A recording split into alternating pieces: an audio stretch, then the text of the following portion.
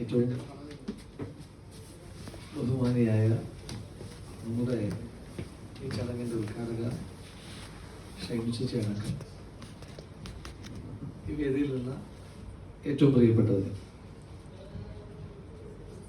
സൂചിപ്പിച്ചതുപോലെ ഞാൻ ആദ്യമായിട്ടാണ് GCCക്ക് പുറത്ത് രാജ്യത്തേക്ക് പോകുന്നത്. GCCയിലേക്ക് അധികം പോകാറില്ല. ഞാൻ ഏറ്റവും കുറച്ച് വിദേശത്ത് പരിപാടിക്ക് പോകുന്നതാണ്. പ്രത്യേകിച്ച് യൂത്ത് കോൺഗ്രസ് പ്രസിഡന്റ് ആയതിനു ശേഷം ഇതുവരെ പോയിട്ടേ ഇല്ല. 1-2 വർഷത്തിനിടയിൽ എങ്ങും പോകാറേയില്ല. പോകാത്തത് പോകുന്നതിനോട് എന്തെങ്കിലും വിരോധം ഉണ്ടായിട്ടൊന്നുമല്ല. ഒന്ന്, സംഘടനാപരമായ ഒരു ഉത്തരവാദിത്തത്തിലിരിക്കുമ്പോൾ നമ്മൾ ഈ വിദേശത്ത് പോകുമ്പോഴായിരിക്കും നമ്മുടെ ഒരു നാട്ടിലെന്തെങ്കിലും ഒരു പ്രധാനപ്പെട്ട സംഭവം ഉണ്ടാകുന്നത്. അപ്പോൾ പിന്നെ ഇവിടെ നിൽക്കുമ്പോഴും നമ്മുടെ മനസ്സ് മുഴുവൻ അവിടെയാകും. അപ്പോൾ അത് പിന്നെ ആ ഒരു യാത്രയും പരിപാടികളൊക്കെ സ്പോയിലാകും എന്നുള്ളത് അതുകൊണ്ടാണ് യൂത്ത് കോൺഗ്രസ് പ്രസിഡന്റ് ആയതിനു ശേഷം എങ്ങും പോകുന്നില്ല എന്നുള്ളൊരു തീരുമാനത്തിലായിരുന്നു ഉണ്ടായിരുന്നത്. എന്നാൽ ഇവിടേക്കുള്ള പരിപാടി സത്യസന്ധമായി പറഞ്ഞാൽ ഞാൻ ഈ പരിപാടിയെ പറ്റി എന്നോട് പറഞ്ഞ് ഞാനത് പൂർണ്ണമായി ഏൽക്കുന്നതിന് പിന്നെ പോസ്റ്ററാണ് ഞാൻ. പിന്നെ എനിക്ക് ഒഴിഞ്ഞു മാറാൻ പറ്റാത്തൊരു സാഹചര്യമുണ്ട്. അപ്പൊ അതിന്റെ ഭാഗമായിട്ട് ഇവിടെ വരുമ്പോൾ ഉള്ളൊരു സന്തോഷം, നമ്മുടെ നാട്ടിൽ നിന്ന് ഇത്രയും കിലോമീറ്ററുകൾ അകലെ ഇവിടെ ഉപജീവനത്തിന്റെ പല മാർഗങ്ങൾ തേടി വന്നിട്ടുള്ള ആളുകൾ ഇപ്പോഴും ആ കോൺഗ്രസ് വികാരത്തോടു കൂടി തന്നെ ചേർന്ന് നിന്ന് പ്രവർത്തിക്കുന്നു എന്നുള്ളതിനകത്ത് വലിയ സന്തോഷം. ഒന്ന്, ഈ രാജ്യവും കോൺഗ്രസ് പ്രസ്ഥാനവുമായിട്ട് വലിയ ബന്ധമുണ്ട്. കോൺഗ്രസ് പ്രസ്ഥാനത്തിന് രൂപം കൊടുക്കുന്ന ആദ്യ ആശയം പാകുന്ന ആളുകളിൽ ചിലരെങ്കിലും ഈ രാജ്യക്കാരൻ. ഈ രാജ്യത്തിനെതിരായിട്ട് പോരാട്ടം നടത്താൻ വേണ്ടിയിട്ടാണ് നമ്മുടെ പ്രസ്ഥാനം രൂപീകരിക്കപ്പെട്ടിട്ടുള്ളത് എന്നുള്ളത് മറ്റൊരു ചരിത്രപരമായ യാഥാർത്ഥ്യം. നമ്മുടെ രാജ്യവും നമ്മുടെ പ്രസ്ഥാനവും ഒക്കെ ഒരുപാട് വളർന്നു എന്നുള്ളത് കൊണ്ടാണ് ഇന്ന് അതേ രാജ്യത്ത് തന്നെ നമ്മുടെ പ്രസ്ഥാനത്തിന്റെ നിരവധി യൂണിറ്റുകൾക്ക് പ്രവർത്തിക്കുവാനുള്ള ഭൗതികമായ സാഹചര്യങ്ങൾ ഇവിടെ ഉണ്ടാകും. ഇപ്പോ നിങ്ങൾക്ക് ഏറ്റവും കംഫർട്ടബിൾ ആയിട്ടുള്ള ചോയ്സ് എന്ന് പറയുന്നത് ഇതിലൊന്നും ഇടപെടാതിരിക്കുക എന്നുള്ളതാണ്.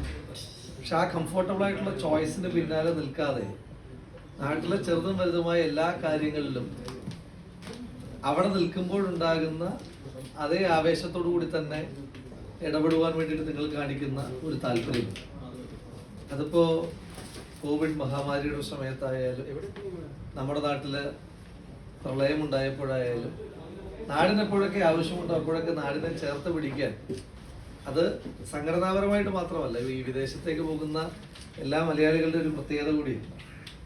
നമ്മുടെ നാട്ടില് ഒരു അമ്പലത്തിൽ ഉത്സവത്തിന് കൊടിയേറുമ്പോൾ ആദ്യം കാണുന്നത് വിദേശത്തുള്ള ആ നാട്ടിലെ ആളുകളെ.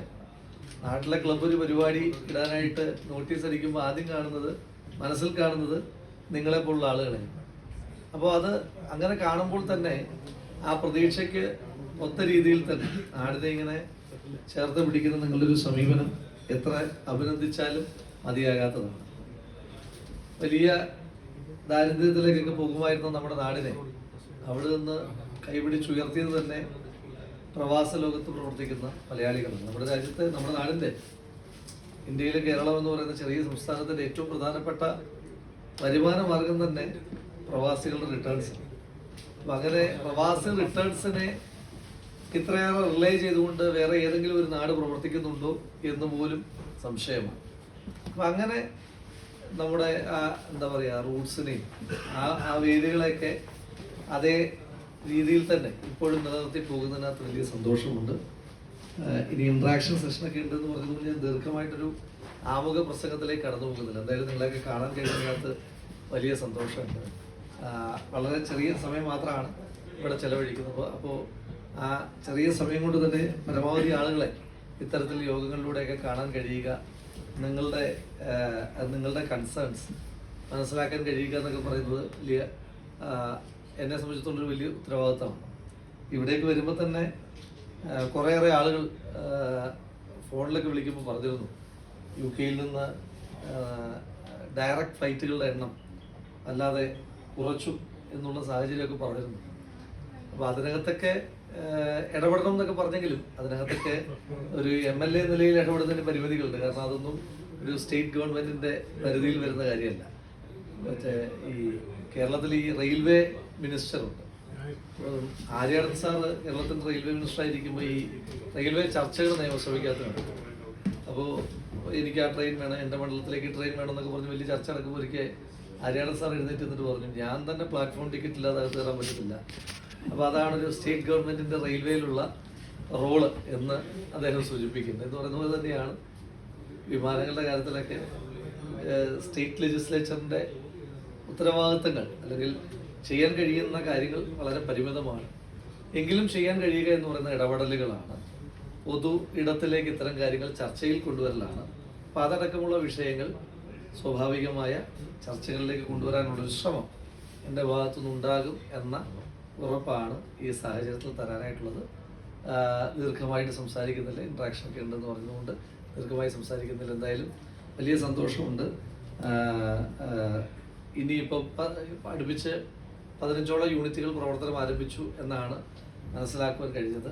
ആ 15 എന്നുള്ളത് ഇനി ഒരുപാട് എണ്ണം ഇങ്ങനെ പെരുകട്ടെ എന്ന് ആത്മാർത്ഥമായി ആശംസിച്ചുകൊണ്ട് ഞങ്ങൾക്ക് എല്ലാവർക്കും എല്ലാവിധമായ സ്നേഹാഭിവാദ്യങ്ങൾ അർപ്പിച്ചുകൊണ്ട് നിർത്തുന്നു. നമസ്കാരം.